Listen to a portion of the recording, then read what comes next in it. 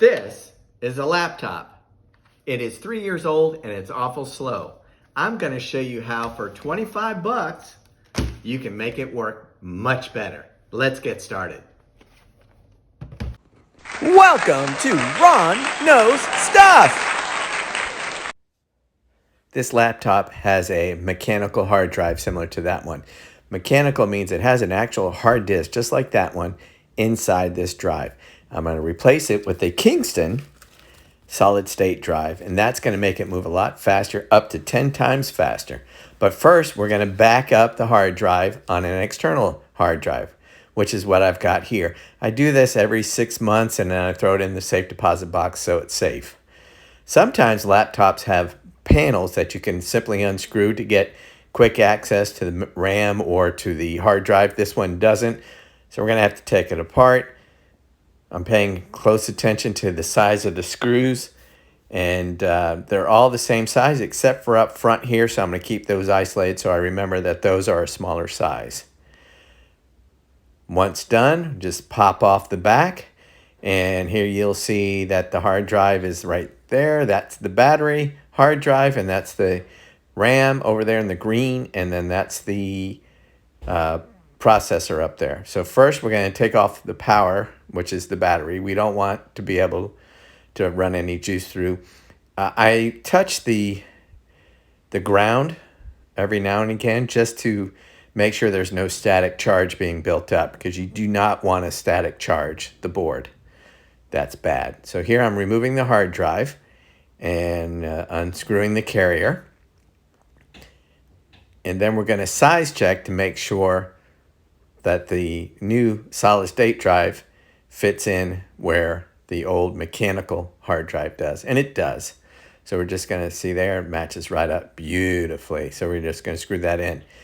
So why would you want to change these out? Well, when you're accessing anything off the hard drive, for example, we were doing Excel files, and it would take forever for them to open up.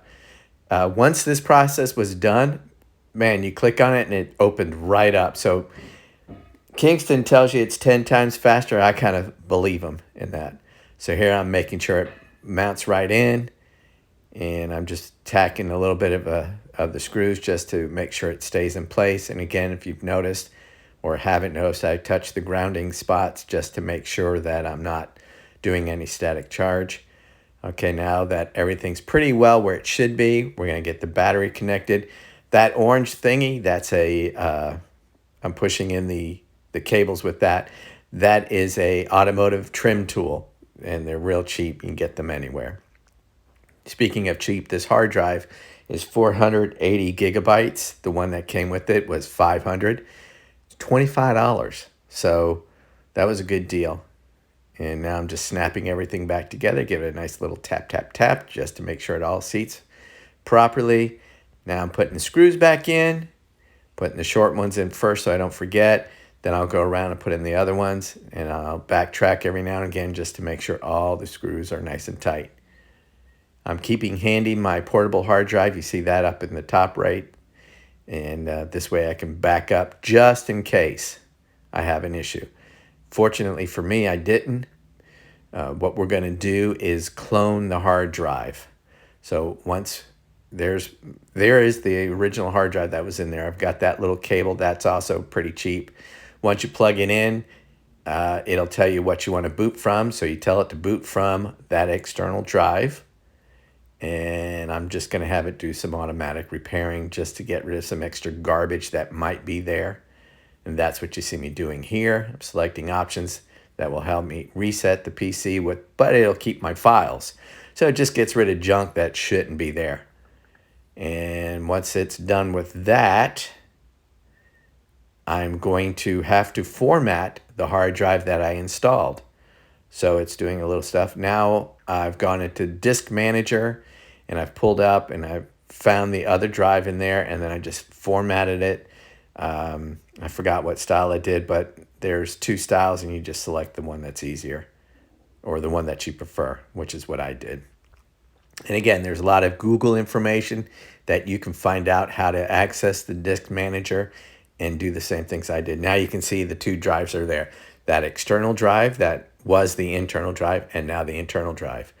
So once you've done that, you Google up a free cloning software. Here I found this one, and you go down to the bottom and you can find the one that is actually for free.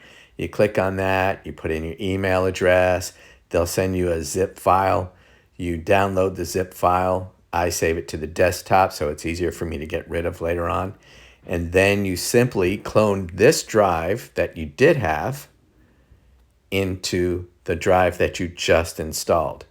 Now that's going to take probably an overnight process. It was for me. Make sure your power is plugged in, and you can see I'm starting the cloning process right here, right now.